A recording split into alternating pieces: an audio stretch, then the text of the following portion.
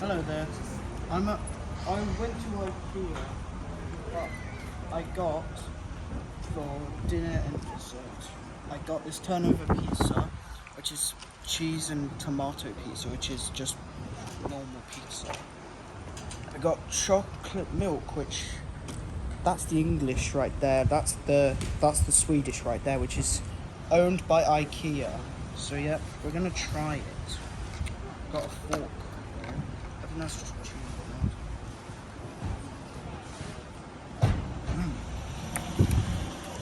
Okay.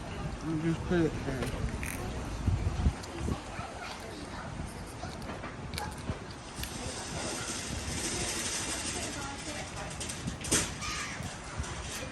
It's good. Please subscribe. And we'll see you in the next video. Goodbye.